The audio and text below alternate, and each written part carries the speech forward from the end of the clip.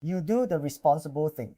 You open the settings, you find the privacy section, you clear cookies and site data, maybe you wipe the whole history while you are at it. The browser tells you it is done.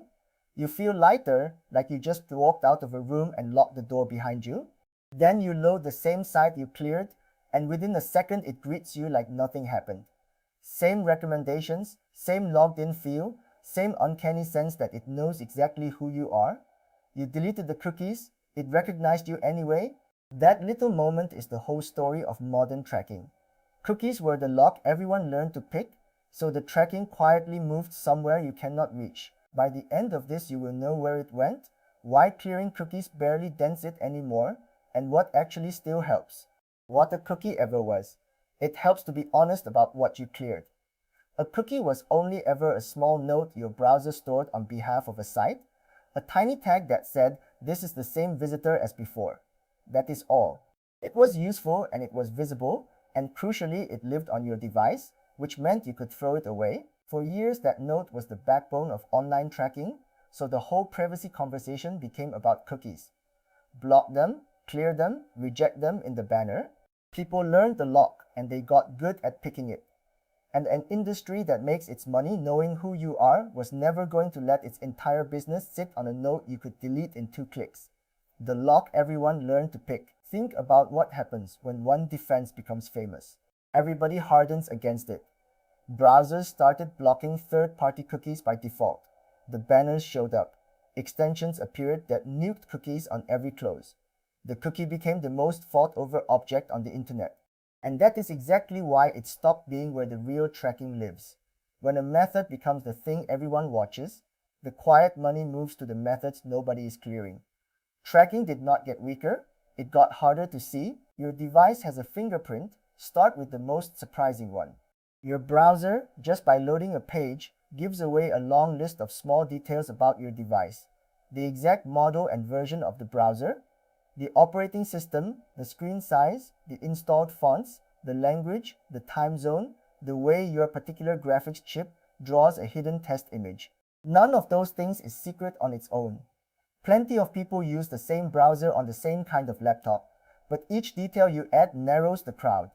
Once you stack a dozen of them, the combination is often unique to your specific machine. A fingerprint. A pen stamp. Yeah, this is the part that matters. A fingerprint is not stored on your device, so there is nothing for you to clear. You cannot delete the shape of your own device. You carry it into every site you visit, and the site that knows how to read it can recognize you with the cookie jar completely empty. The fingerprint also drifts slowly, so even when you update the browser or change a setting, you usually still look enough like yesterday to be matched to yesterday. You are the identifier now. Then there is the simplest move of all. They let you tell them who you are. The moment you log in or just type your email to get a discount code, you have handed over a permanent identifier that no amount of cookie clearing touches. Your email address is far more durable than any cookie. You keep the same one for years. You use it across dozens of services, so when you sign in, the site does not need to guess from a tag on your browser, it knows. And the logged-in identity follows you across devices, across cleared browsers, across fresh installs, because it is tied to you, not to the machine. Think about how easily you give it up. A discount in exchange for an email, a free download behind the sign-in, a card that asks you to log in to save your basket. Each of those is a small trade, and each one quietly upgrades the site from guessing who you are to simply knowing. You can clear cookies all day, but the next time you type that address, you have introduced yourself by name again. The receipt that recognizes you, it gets quieter than logins. A lot of tracking now hides inside the things that feel like service, not surveillance. You buy something and hand over an email for the receipt. You join a loyalty scheme. You let the site remember your address to save typing. Each of those is a clean, durable key to you that has nothing to do with cookies. And increasingly, these keys get hashed and passed between companies so they can match you up without ever showing the raw email. You look like a private shopper. Behind the counter, a stable code for you is moving between systems you never see. Identity graphs behind the scenes. This is where it stops being about your browser at all. Companies build what are called identity graphs, a single profile that stitches together every key they have for you. An email here, a phone number there, a logged-in account, a hashed version of each, all collapsed into one record that says, these are all the same person. Once that graph exists, your cookies are almost beside the point. The graph is the real you, and it lives on their servers, not on your machine. You can wipe every cookie on every device you own, and the graph does not even notice because it was never built out of cookies in the first place. Server to server, behind your back, here is the move that makes the graph powerful. Companies share these keys with each other directly, server to server, without your browser ever being in the loop. One company knows your email, another knows your purchases. They agree on a matching scheme, often using hashed identifiers, so neither has to reveal the raw data, and they trade and NIBM. Your browser is not involved in that handshake, so there is nothing for it to block. No cookie crosses the wire, no pop-up asks you. Two servers simply compare notes about a person, and that person is you. Clearing your browser does not reach into someone else's data center. Tracking moved to the server. For a long time, the trackers lived in your browser. Little scripts that set cookies and phoned home, the kind an ad blocker can see and stop. So naturally, the industry moved the work to where your tools cannot reach, the server. With server-side tracking, the site itself collects what it needs and forwards it onward from its own machines. Your browser just talks to the site, like normal. Behind that one clean connection, the site is quietly passing your activity to its partners. Your browser never sees the second hop, so it cannot block it, warn you, or clear it. Trackers wearing a first-party mask. There is a clever trick layered on top of this, and it is worth understanding because it defeats a lot of blockers. It is called simian cloaking. Normally, a tracker lives on an obvious third-party address, and the blocker recognizes the name and stops it. So the tracker gets dressed up to look like part of the site you are visiting. Through a quiet bit of domain plumbing, a subdomain of the real site secretly points at the tracking company's servers to your browser. The request looks like it is going to the first party, the site you trust. Underneath, it is being handed straight to a tracker. The disguise is the whole point. It looks local, so it gets waved through. The ideas that come back, now the respawning tricks. These are the ones that feel almost unfair, because you clear an identifier and it quietly returns. The broad nickname for them is super cookies. An ID stored somewhere most clearing tools do not look. A site can tuck a copy of your identifier into a cache, into local storage, into some corner of the browser that survives a normal cookie wipe. Then, after you proudly clear your cookies, a script reads that hidden copy and writes your old ID right back. You think you reset. From the site's view, you never left. The visible note was gone, but the spare key was taped under the mat. The unsettling part is how many hiding spots exist. An image quietly cached by the browser can carry an ID in disguise, a value left in storage that most clearing tools skip. Even the timing of how fast the resource loads can hint that you have been here before. Clearing one spot does nothing if the same ID is mirrored in 3 others, waiting to be copied back the moment a single one of them survives. One profile, every screen. Now widen the lens past one device. You have a phone, a laptop, maybe a tablet and a TV that streams. To a tracking system, those are not separate strangers.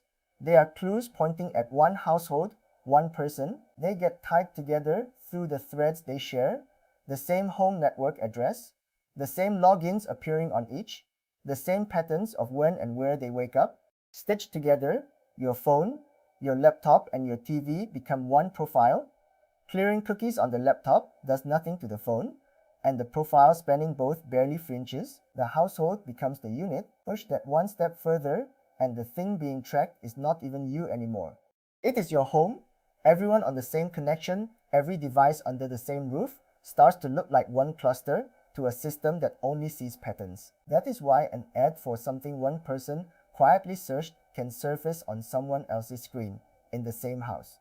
The system is not certain you are the same person. It does not need to be. It just needs the cluster to be tight enough to be worth advertising to, and the shared front door is a very strong thread. Why clearing cookies still feels like it works? So why does deleting cookies still feel productive? Partly because it does one real thing. It logs you out. It resets the most visible personalization. It clears the obvious local trail on your own machine. That is genuine, and against someone borrowing your computer, it actually matters. 133 din sana meron. You tidied the one surface you can see. The fingerprint did not change. The logged-in identity is one tap from coming back. The server-side graph never knew you cleared anything. You cleaned the part of the system that was always meant to be cleanable and left untouched the parts that were quietly moved beyond your reach. But genuinely helps and its limits. So what actually moves the needle? A few things genuinely do, and it is only fair to be honest about their cost.